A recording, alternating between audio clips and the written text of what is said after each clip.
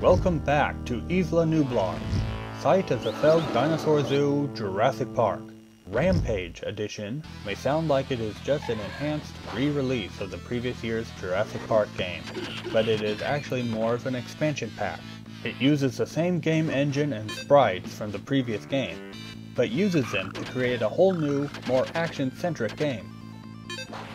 Blue Sky has really improved the controls for this sequel. There are fewer platforming sections in this game, but when they do appear, they are much easier to navigate with the new controls. Dr. Grant has also given up his annoying habit of grabbing onto every ledge he comes across. Unfortunately, now he never grabs onto ledges, which is sometimes detrimental, but is the better choice between the two extremes. The developers also eliminated the chief difficulty factor from the last game. You no longer die if you fall too far. Instead, the enemies are now an actual threat. Dr. Grant is pretty much waging a one-man war on the dinosaurs and engine. That's right, Dr. Grant now has to fight other humans in addition to the genetically engineered creatures, and he is using force that even John Matrix would consider excessive. There is a reason this is called Rampage Edition. You get to choose the order in which you play the first 3 levels of the game. There is a bit more variety in gameplay now too. Dr. Grant now rides a Gallimimus and a Triceratops. You also get to control a pterodactyl that picks him up. And luckily, there is another river rafting level, which was a highlight of the last game. Some major changes have been made to the Raptor's side of the game as well. The Raptor can't jump as high in this game, but it can now perform an aerial spin kick and whip enemies with its tail. There are also boxes full of lysine. If the Raptor eats 3 of them, the screen will turn red and she will be invincible and kill everything she touches for a limited time.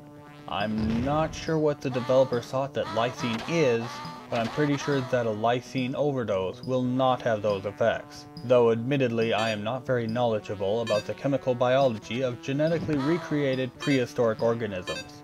The levels in this game are much longer and more maze-like than in the previous game. They really encourage exploration, especially since there are now items to collect like dinosaur eggs that will give you extra lives if you get enough of them. The visuals are significantly improved. They are cleaner and brighter than the first game. The Savannah level in particular looks amazing due to the use of 5 layers of parallax scrolling, which creates a great illusion of depth and speed in this level. A lot of the character sprites are reused from the first game, but now most of them have a thick black line around them. It doesn't look good, and I cannot understand why they added that. Along those same lines, enemies now blink and disappear when they are defeated. It's not a big deal, but I really liked how enemies remained on the ground in the first game. One other thing that I miss is Dr. Grant no longer kicks doors open. He shoots them open. Not only does this waste ammunition, but kicking the doors open just looked cool. The sound effects have been improved. The weapons sound a lot better, and Dr. Grant doesn't grunt so often now, but he does occasionally do this. Yeah. The Raptors now use the Tyrannosaurus roar from the first game. It still doesn't fit the movie versions, and it messes with the continuity between the games, but it does sound a lot better than the roar they had previously.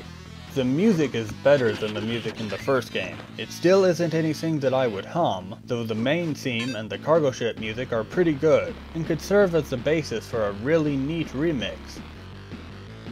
Once again, there are 3 difficulty settings. I played through the game on easy. It provided a moderate challenge. I tested out the higher difficulty settings though, and the only change that I noticed was that it takes more hits to defeat enemies. Unfortunately, there is not a save feature, so you have to complete the game in one sitting.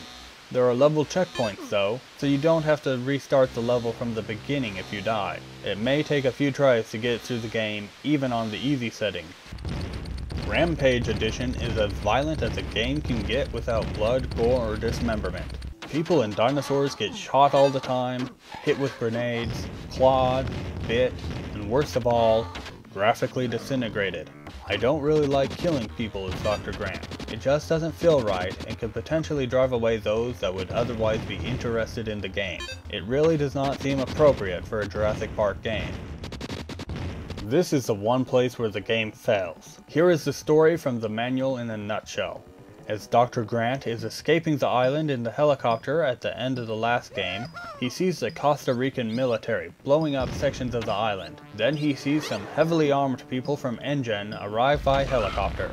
Dr. Grant thinks, that's the word the manual uses, he thinks that they may be trying to collect genetic specimens like eggs and embryos.